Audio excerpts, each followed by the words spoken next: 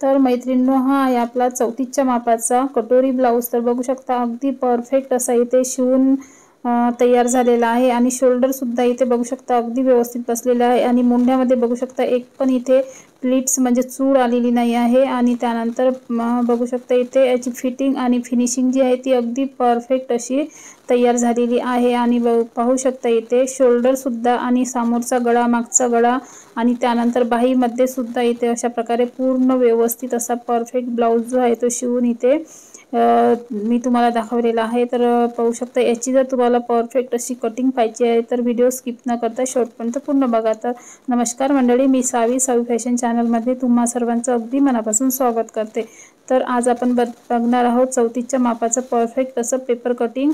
तर video skip न करता शेवटपर्यंत पूर्ण बघा। तर सर्वात पहिले आता आपल्याला इथे लावून घ्यायची ब्लाऊजची पूर्ण उंची, जे काही तुमची ब्लाऊजची उंची येत असेल त्याच्यामध्ये 1 इंच ॲड करून आपल्याला इथे उंची पूर्ण लावून घ्यायची आहे।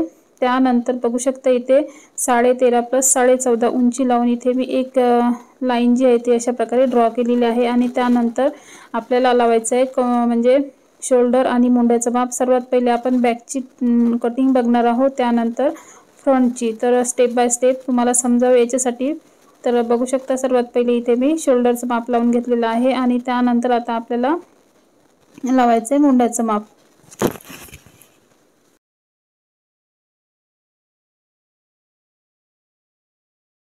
त्यानंतर इथे जो मुंडा आहे तो सुद्धा आपल्याला इथे लावून घ्यायचा आहे। तर मुंडा इथे मी थोडा 5.6 इंचचा लावलेला आहे। तर बघू शकता तुम्ही 5.5 इंच सुद्धा घेऊ शकता। जर तुम्ही थोडी मुंड्यामध्ये लूज फिटिंग घालत असाल तरीही चालेल। तर मी इथे 5.5 इंचाचाच लावलेला आहे, म्हणजे 5.6चा। त्यानंतर छातीचा चौथा भाग आणि त्याच्या बाहेर 1.5 इंचाची स्टिचिंग मार्जिन अशा प्रकारे इथे छातीचं माप लावलेलं आहे। त्यानंतर कमर जी आहे ती आहे 29 इंच, तर त्याचा चौथा भाग लावलेला आहे। त्यानंतर बॅकचे टक्स 1 इंच आणि 1.5 इंचाची स्टिचिंग मार्जिन हे सुद्धा इथे अशा प्रमाणे नेहमीप्रमाणे जे आपण माप लावतो, छातीचा चौथा भाग, कमरेचा चौथा भाग आणि त्याच्या बाहेर 1.5 इंचाची स्टिचिंग मार्जिन हे लावून आपल्याला इथे जी स्टिचिंग मार्जिनची लाईन आहे ती सुद्धा इथे मी ड्रॉ करून घेतलेली आहे। त्यानंतर आता आपल्याला लावायचे मुंड्यामध्ये 1.5 इंच। त्यानंतर बघू शकता इथे ही आपली सर्वात पहिला आपण बॅकचं कटिंग बघणार आहोत आणि त्यानंतर दुसऱ्या पेपरवर फ्रंटचं, म्हणजे स्टेप बाय स्टेप तुम्हाला व्यवस्थित कळावं म्हणून। तर नाहीतर मी दोन्ही म्हणजे एकाच वेळेस कट केले असते, पण तुम्हाला समजावं याच्यासाठी मी सर्वात पहिले बॅक आणि नंतर फ्रंट दाखवणार आहे। तर पाहू शकता इथे 1.5 इंचाचं स्टिचिंग मार्जिन लावलेला आहे आणि त्यानंतर बाहेरचा जो मुंडा आहे आपल्याला पाठीमागचा तो अशा प्रकारे इथे गोल आकारात लावून घ्यायचा। जर तुम्हाला येत नसेल तर तुम्ही याची थोडी प्रॅक्टिस करा, म्हणजे तुम्हाला सुद्धा हा कट सुद्धा होते पेपर आणि कापड, तर ते बिघडू नये यासाठी आपल्याला जे आकार आहे आणि मापे आहे ते अगदी परफेक्ट व्यवस्थित लावायची। त्यानंतर गळा रुंदी घेतली आहे मी 2.25 इंच आणि गळा जो आहे तो उंचीला घेतलेला आहे 8.5 इंचाचा, म्हणजे शिवून जो गळा आहे तो आपल्याला इथे 8 इंचाचा ठेवायचा आहे। तर अशा प्रमाणे जर तुम्हाला डीप नेक हवा असेल तर तुम्ही इथे 5.5च्या ऐवजी 4.5 इंच शोल्डर घेऊ शकता किंवा 5.25 इंच घेतलं तरी चालेल। जर तुमचा गळा 9 असेल, 9.5 असेल तर तुम्ही इथे 5.5 न घेता शोल्डर जे आहे ते 5.25 इंच किंवा 4.5 इंच, जसं आपलं गळा खाली वाढत जाईल त्याचप्रमाणे आपलं शोल्डरसुद्धा आपल्याला थोडं कमी करायचं असतं। तर अशा असते शोल्डरचं माप टाकण्याची पद्धत, कारण की डीप नेकमध्ये जे आहे ते शोल्डर जास्त म्हणजे कमी केलं जातं आणि जर तुमचा गळा छोटा आहे म्हणजे 7-8चा, तर आपल्याला शोल्डर जे आहे ते इकडे वाढवावं लागतं, जसं 5.5, 6.5 अशा प्रमाणे शोल्डरची मापे जी आहे ती आपल्याला घ्यावं लागत असतं। त्यानंतर बघू शकता इथे गळासुद्धा व्यवस्थित आपल्याला परफेक्ट जसा इथे ड्रॉ केलेला आहे त्याचप्रमाणे कट करून घ्यायचं आहे।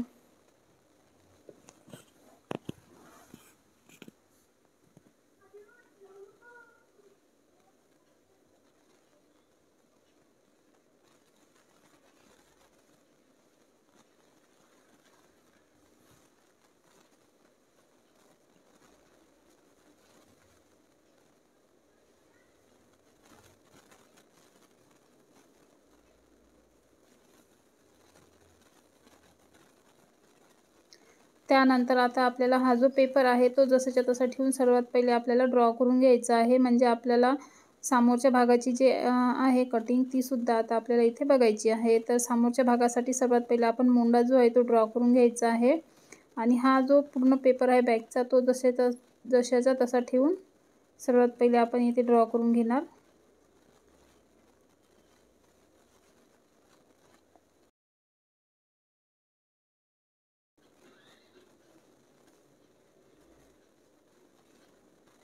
त्यानंतर सर्वात पहिले आता आपल्याला इथे लावायचं आहे समोरच्या गळ्याचं माप. तर गळा जो आहे तो मी इथे 6.5 इंच लावलेला आहे, म्हणजे शिवून जो गळा आहे आपला 6 इंच होणार आहे. तर बघू शकता वरून लावलेला आहे 2.25 इंच आणि खालून 2.25 इंच लावून अशा प्रकारे गळ्याचं जे मार्किंग आहे ते सुद्धा आपल्याला करायचं आहे. तर तिरप्यामध्ये आडवीमध्ये पाऊण म्हणजे अर्धा इंचाची लाईन ड्रॉ करून गोल गळ्याचा आकार दिलेला आहे आणि त्यानंतर 1.5 इंचावर एक मार्क केलेला आहे. त्याचप्रमाणे इथे आता आपल्याला घ्यायचं आहे जी क्रॉसपट्टी आहे ती, तर 3 इंचाची आणि 2.5 इंचाची इथे क्रॉसपट्टी मी जे आहे ते मार्क केलेलं आहे. आणि त्यानंतर ही जी स्टिचिंग मार्जिन आहे ती सुद्धा आपल्याला इथे अशा प्रकारे ड्रॉ करून घ्यायची आहे. आणि त्यानंतर ही आपली क्रॉसपट्टी, तर क्रॉसपट्टी 2.5 आणि 3 इंचावर इथे अशाप्रमाणे ड्रॉ करून घेतलेली आहे. त्यानंतर मुंढ्यामधून आपल्याला अर्धा इंच देऊन इथे अशा प्रकारे समोरच्या मुंड्याचा आकारसुद्धा इथे ड्रॉ करून घ्यायचा आहे.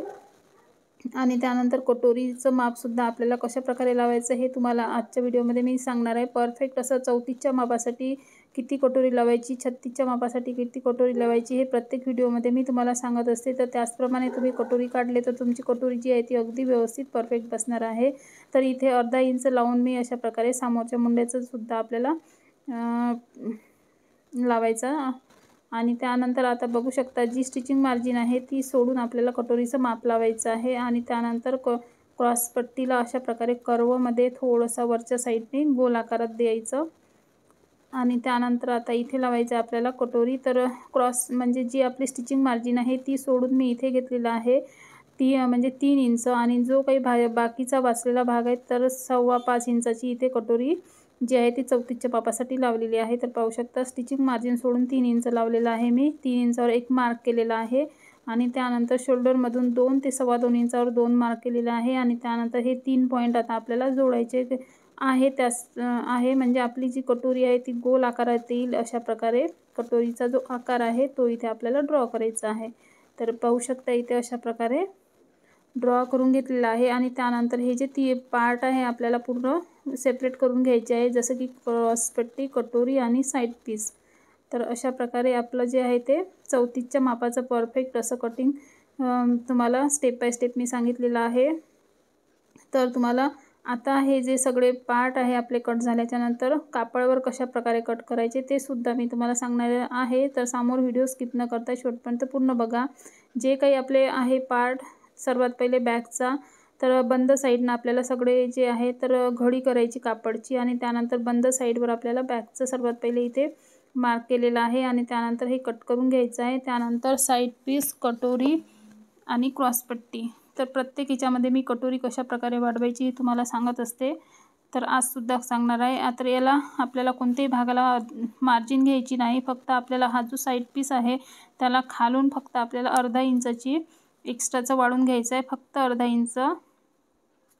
आणि त्यानंतर कटोरी जी आहे ती तिरप्या कापडामध्ये ठेवून अशा प्रकारे आपल्याला ड्रॉ करून घ्यायची आहे. सर्वात पहिले मेन कटोरी आणि त्यानंतर याला साईडनी 1.5 इंच वाढून घ्यायचं, म्हणजे आपला टॉक्स जो आहे तो 3 इंचाचा तयार होणार.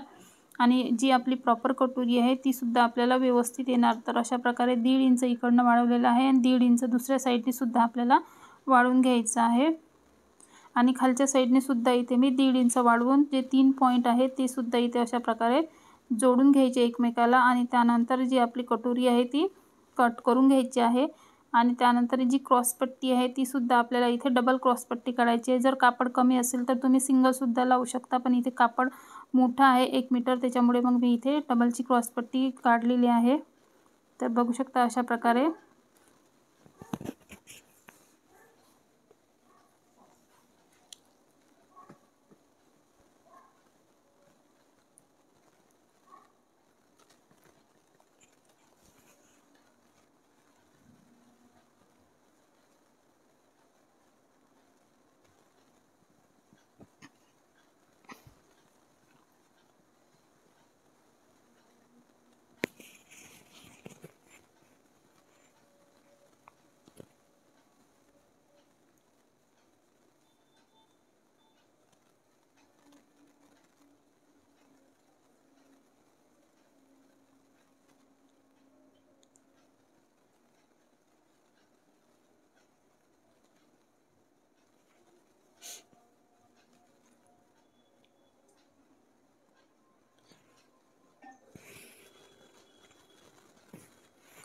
तर आता आपल्याला बाही कट करायची आहे. तर मंडळी, आजचा व्हिडिओ तुम्हाला कसा वाटला तर नक्की सांगा. आवडला असेल तर लाईक करा. चॅनलवर नवीन आला असाल आणि चॅनलला सबस्क्राईब केलं नसेल तर चॅनलला सुद्धा सबस्क्राईब करा.